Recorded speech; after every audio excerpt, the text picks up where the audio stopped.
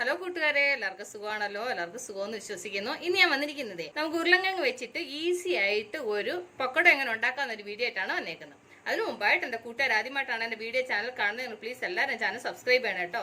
Subscribe ചെയ്യണം. അതുപോലെ തന്നെ ബെല്ലൈക്കൻ പ്രസ് ചെയ്തിട്ട് ഓളെന്ന് കൊടുത്താലും ഞാൻ ഡെയിലി ഇടുന്ന വീഡിയോ നോട്ടിഫിക്കേഷൻ കിട്ടത്തുള്ളൂ. അപ്പം നമുക്കിത് എങ്ങനെ ഉണ്ടാക്കുന്നത്, ഇതിന് വേണ്ടുന്ന സാധനങ്ങൾ എന്തൊക്കെയാണെന്ന് നോക്കാം.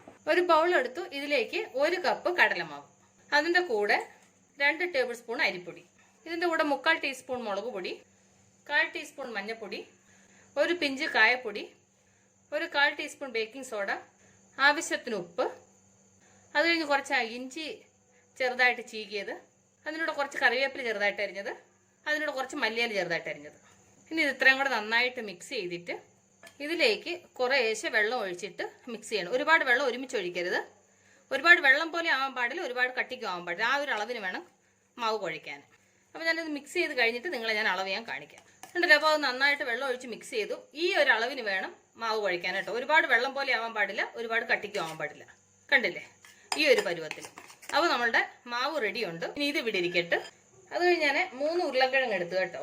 ഇത് ഇനി സ്ലൈസ് ആയിട്ട് റൗണ്ട് ആയിട്ട് കട്ട് ചെയ്യണം. ഒരുപാട് കനമായിട്ട് കട്ട് ചെയ്യാൻ പാടില്ല, കനം കുറച്ചിട്ട് കട്ട് ചെയ്യണം. കണ്ടില്ലേ, ഈ ഒരു പരുവത്തിൽ. അപ്പോൾ ഞാൻ ഇതെല്ലാം ഇതുപോലെ ഒന്ന് കട്ട് ചെയ്തെടുക്കട്ടെ. കണ്ടില്ലേ, അപ്പോൾ ഞാൻ ഇതുപോലെ കട്ട് ചെയ്തെടുത്തു.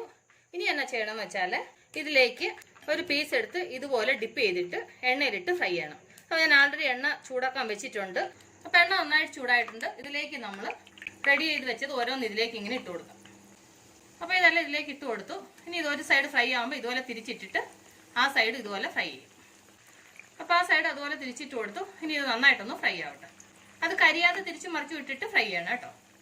കണ്ടില്ലേ, അപ്പോൾ നന്നായിട്ട് ഫ്രൈ ആയിട്ടുണ്ട്. കണ്ടില്ലേ. അപ്പോൾ ഞാനിത് സെർവിങ് പ്ലേറ്റിലോട്ട് മാറ്റട്ടെ.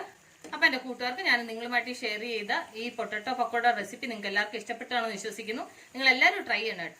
ട്രൈ ചെയ്ത് നിങ്ങൾക്ക് ഇഷ്ടപ്പെട്ടാൽ നിങ്ങളുടെ ഫ്രണ്ട്സിന് ഷെയർ ചെയ്യുക, ലൈക്ക് ചെയ്യുക, വാല്യുബിൾ കമൻറ്റ്സ് ഇടുക. അപ്പോൾ നാളെ നമ്മൾ രുചികരമായ പുതിയ വീഡിയോയും പുതിയ റെസിപ്പിയുമായിട്ട് നാളെ നമ്മൾ വീണ്ടും കാണും വരെ ബൈ.